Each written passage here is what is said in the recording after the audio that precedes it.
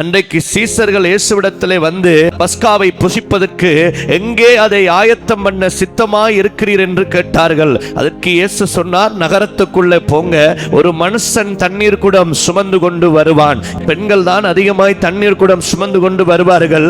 ஆனால் இயேசு ஒரு வித்தியாசத்தை சொன்னார். ஒரு ஆண் தண்ணீர் குடம் சுமந்து கொண்டு உங்களுக்கு எதிர்படுவான். அவன் எந்த வீட்டுக்குள்ளே பிரவேசிக்கிறானோ அந்த வீட்டுக்குள்ளே நீங்களும் பிரவேசித்து அந்த வீட்டு எஜமானை பார்த்து, போதகர் பஸ்காவை ஆயத்தம் பண்ணுவதற்கு தகுதியான இடம் எங்கே என்று கேட்கிறார் என்று சொல்லுங்கள். அப்பொழுது அந்த வீட்டு எஜமான் கம்பளம் முதலானவைகள் விரித்து ஆயத்தம் பண்ணப்பட்டிருக்கிற விஸ்திரமான ஒரு மேல் வீட்டறையை உங்களுக்கு காண்பிப்பான். அங்கே நமக்காக ஆயத்தம் பண்ணுங்கள் என்று. எனக்கு பிரியமானவர்களே, இதுக்கு முதல் இயேசு அந்த வீட்டு எஜமான பார்க்கவும் இல்லை, செய்தி அனுப்பவும் இல்லை. ஆனா அவன் வீடோ கம்பளம் விரிக்கப்பட்டு ஆயத்தமாக்கப்பட்ட ஒரு ஸ்தலமாயிருந்தது. ஆயத்தமாக்கப்பட்ட வீட்டுக்குள்ள இயேசு வருவார். இயேசு வந்து நம்மோடு கூட கொண்டாடுவதற்கு 12 பேருக்கு ஆகாரம் கொடுப்பதற்கு அந்த வீட்டை மாற்றினார். எனக்கு பிரியமானவர்களே, இன்றைக்கு இயேசுடைய பிரசன்னம் நம்முடைய வீடுகளுக்குள்ளே இருக்கணும். இன்றைக்கு இயேசுடைய பிரசன்னம் நம்முடைய ஆலயத்துக்குள்ளே இருக்கணும். இன்றைக்கு இயேசுடைய பிரசன்னம் நமக்குள்ளே இருக்கணும். அதற்கு நம்முடைய வீடு, நம்முடைய ஆலயம், நம்முடைய இருதயம் கர்த்தருக்கு முன்பதாய் ஆயத்தமாக்கப்பட்ட ஸ்தலமாய் இருக்குமா இருந்தால் இயேசு நிச்சயம் வருவார். இயேசு வந்தா நிச்சயமாய் இயேசுவின் பிரசன்னம் அந்த இடத்தை நிரப்பும். இயேசுவுக்காய் பயன்படுகிற ஸ்தலமாய் மாறும். பிரியமானவர்களே, இன்னைக்கு நம்முடைய வீட்டுக்கு யாரோ விருந்தாளி வருகிறார் என்றால் அழுக்குகள், டஸ்டுகள், குப்பைகள் எல்லாவற்றையும் அகற்றி கூட்டி துப்புரவு பண்ணி வீட்டுக்கு பொலிஷ் பண்ணி அலங்கரித்து நம்முடைய வீடுகளை நாம் வைத்துக் கொள்ளுவோம். கிறிஸ்துமஸ் நாட்கள் வந்தால் ஆலயத்தை ஆயத்தப்படுத்துவோம். ஆனால் கர்த்தர் இன்றைக்கு நமக்குள்ளே வாசம் பண்ணுகிறார். வேதம் சொல்லுகிறது, நீங்கள் தேவனுடைய ஆலயம் என்றும் தேவனுடைய ஆவி உங்களிலே வாசமா இருக்கிறது என்றும் அறியீர்களா? அன்றைக்கு அந்த எஜமான் தன் மேல் வீட்டு அறையை ஆயத்தப்படுத்தி வைத்தது போல ஆண்டவர் பழைய ஏற்பாட்டு காலங்களிலே சொன்னார், நான் அவர்கள் நடுவிலே வாசம் பண்ண விரும்புகிறேன். வாசம் பண்ணுவதற்கு எனக்கு ஒரு அறையை ஆயத்தப்படுத்துங்கள், எனக்கு ஒரு பரிசுத்த ஸ்தலத்தை ஆயத்தப்படுத்துங்கள்.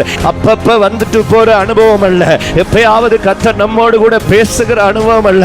24 மணி நேரமும் கர்த்தர் நமக்குள்ளே வாசம் பண்ணி கொண்டிருக்கிறார். எப்படி பழைய ஏற்பாட்டு காலத்திலே ஒரு பரிசுத்த ஸ்தலத்தை ஆயத்தப்படுத்தினார்களோ அதே போல நம்முடைய இருதயம் ஒரு பரிசுத்த ஸ்தலமாய் மாறணும், நம்முடைய உள்ளம் ஒரு பரிசுத்த ஸ்தலமாய் மாறணும் என்ற கர்த்தர் நமக்குள்ளே வாசம் பண்ணுகிறார். வேதம் சொல்லுகிறது, ஒருவன் தேவனுடைய ஆலயத்தை கெடுத்தால் தேவன் அவனை கெடுத்து போடுவார். இருதயத்தில் இருக்கிற கசப்புகள், இருதயத்தில் இருக்கிற அழுக்குகள், இருதயத்தில் இருக்கிற கடினங்கள், விட்டுவிட முடியாத பாவ பழக்கங்கள், நம்முடைய சிந்தனைகளினாலே நாம் செய்கிற எல்லா பாவமான அழுக்கான காரியங்களையும் இந்த காலை நேரத்திலே அகற்றுகிற பொழுது கர்த்தர் நமக்குள்ளே வாசம் பண்ணுவார். எனக்கு பிரியமானவர்களே, ஒரு வீடு ஆயத்தமாக்கப்பட்டா இயேசு அந்த வீட்டுக்குள்ள வந்தார். ஒரு ஆலயத்திலே பரிசுத்த ஸ்தலம் ஆயத்தமாக்கப்பட்ட பொழுது கர்த்தர் அங்கே வாசம் பண்ணினார். நம்ம இருதயம் ஒரு பரிசுத்த ஸ்தலமாய் ஆயத்தமாக்கப்பட்ட நிலையில இருக்குமா இருந்தால் இயேசு 24 மணி நேரமும் உங்களுக்குள்ளே வாசம் பண்ணுவார். கர்த்தர் நம்முடைய வீட்டிலே வாசம் பண்ணுவாராய் இருந்தால்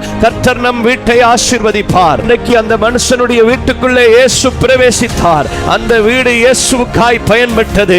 இன்றைக்கு நம்ம வீடு ஆயத்தமாக்கப்பட்ட ஒரு ஸ்தலமாய் இருக்குமா இருந்தால் ஹல்லேலூயா, நிச்சயமாய் இயேசு நம் வீட்டை ஆசீர்வதிப்பார். இன்னைக்கு லாபானுடைய வீடு எலியேசருக்காய் ஆயத்தமாக்கப்பட்டிருந்தது.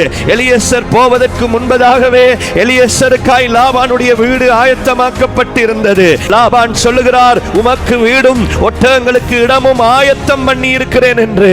அந்த ஆயத்தமாக்கப்பட்ட வீட்டுக்குள்ளே போன எலியேசர் கையில இருந்த உச்சிதங்களை லாபானுக்கும் அவனுடைய தாய்க்கும் கொடுத்தான். அது மாத்திரமா, ரெபெக்காளுடைய ஜீவியம் கோடாய் கோடியாய் பெருகினது. பிரியமானவர்களே, இன்னைக்கு நம்முடைய இருதயம், நம்முடைய வீடு ஆயத்தமாக்கப்பட்டு இருக்குமா இருந்தால் நிச்சயம் நம்முடைய வீடு லாபானுடைய வீடு ஆசீர்வதிக்கப்பட்டது போல நம்முடைய வீடு ஆசீர்வதிக்கப்படும். அன்றைக்கு ஒரு சுனேமியால் ஒரு அறையை எலிசாவுக்கு ஆயத்தமாக்கி வைத்திருந்தால், ஆயத்தமாக்கப்பட்ட அறையிலே எலிசா தங்க தங்கினார், வாசம் பண்ணினார். அது நிமித்தம் அந்த வீட்டில் இருக்கிற குறைவு, அந்த வீட்டில் இருக்கிற அடைக்கப்பட்ட சூனேமியாளின் கற்பம் திறக்கப்பட்டு ஏற்ற நேரத்திலே பிள்ளையை அணைத்துக் கொண்டிருந்தார். பிரியமானவர்களே, இன்றைக்கு நம்முடைய வீட்டில் இருக்கிற தேவனுக்கு பிரியமில்லாத காரியங்கள் அகற்றப்பட வேண்டும். தேவனுக்கு பிரியமில்லாத பேச்சுக்கள் அகற்றப்பட வேண்டும். இயேசு வாசம் பண்ணுவார். இயேசுவின் பிரசன்னம் நம்முடைய வீட்டுக்குள்ளே ஒரு சமாதானமும் ஒரு சந்தோஷமும் நிறைந்ததாய் மாறும்.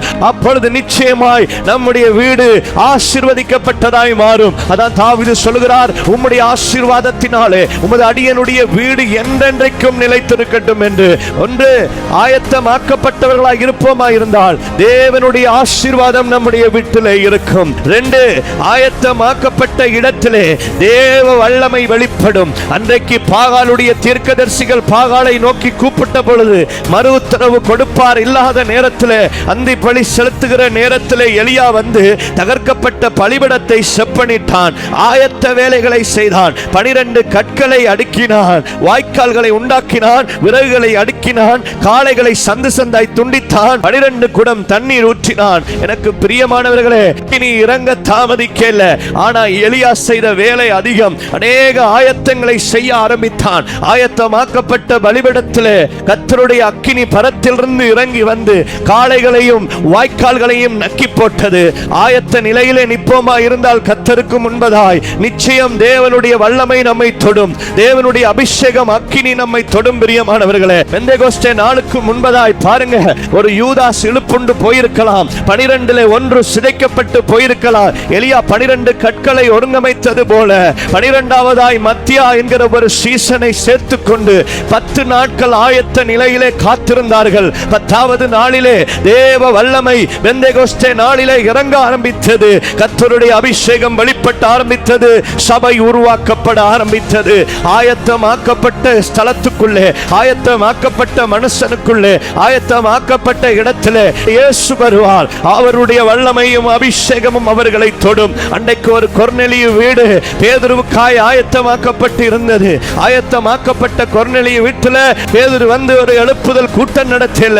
பேதுரு எழுந்து நின்று பிரசங்கம் பண்ண ஆரம்பித்தார். பிரசங்கம் பண்ணுகிற பொழுது வார்த்தையை கேட்ட யாவர் மேலும் பரிசுத்த ஆவியானவர் இறங்கினார். காரணம், ஒரு கொர்நேலியுடைய வீடு ஆயத்தமாக்கப்பட்டிருந்தது. உங்க இருதயமாகிய வீடு கர்த்தருக்கு முன்பதாய் ஆயத்தமாக்கப்பட்டு இருக்குமா இருந்தால் நிச்சயம் தேவனுடைய அபிஷேகத்தின் வல்லமை நம்மை நிரப்ப ஆரம்பிக்கும். பிரியமானவர்களே, ஒன்று, ஆயத்தமாக்கப்பட்ட இடத்திலே ஆசீர்வாதம் உண்டாகும். 2, தேவ வல்லமை வெளிப்படும். 3, ஆயத்தமாக்கப்பட்ட மனுஷன் இயேசுவின் வருகையிலே இயேசுவோடு கூட எடுத்துக் கொள்ளப்படுவான்.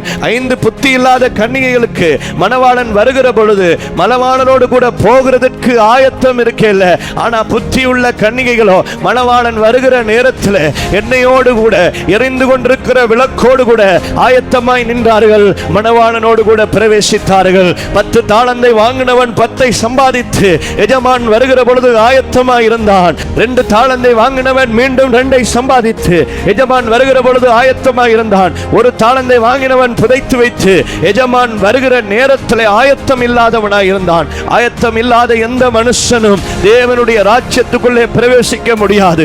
எனக்கு பிரியமானவர்களே, இயேசு வருகிற பொழுது இயேசுவை தரிசிக்கத்தக்கதாய் அவர் பிரதான தூதர்களோடும் மகிமையின் தேவனாய் வருகிற பொழுது அவரோட கூட போகத்தக்கதாய் நம்முடைய இருதயம், நம்முடைய சிந்தனை, நம்முடைய செயல்கள் பரிசுத்தமாக்கப்பட்டு கர்த்தரோடு கூட நேரம் செலவிடுகிறவராய் தேவ சித்தம் செய்கிற மனுஷனாய் நிற்போமா இருந்தால் அவருடைய வருகையிலே அவரோடு கூட எடுத்துக் கொள்ளப்படுகிறவர்களாய் மாறுவோம். வேத வசனம் சொல்கிறது, நீ ஆயத்தப்படு, உன்னோடு கூட மற்றவர்களையும் ஆயத்தப்படுத்து என்று. அன்றைக்கு வந்த யோவான் இயேசுவுக்கு வழியை ஆயத்தப்படுத்தினது போல ஒருவேளை காட்டு தேனும் வெட்டு கிளியும் வனாந்தர வாழ்க்கையும் வாழ்ந்திருக்கலாம். ஆனா கர்த்தருக்காய் வழியை ஆயத்தம் பண்ணுகிறவனாய், முதலாவது வருகைக்காய் வழியை ஆயத்தம் பண்ணுகிறவனாய் மாறினான். இன்றைக்கு நானும் நீங்களும் கர்த்தருக்கு முன்பதாய் அவருடைய 2வது வருகைக்கு முன்பதாய் ஆயத்தப்படுகிறவனாயும் மற்றவர்களை ஆயத்தப்படுத்துகிறவர்களாயும் நாம் மாறுகிற பொழுது நிச்சயமாய் நாம் ஆசீர்வதிக்கப்பட்டவர்களாய், அபிஷேகம் பண்ணப்பட்டவர்களாய், வருகையிலே அவரோட கூட சந்தோஷமாய் செல்லுகிறவர்களாய்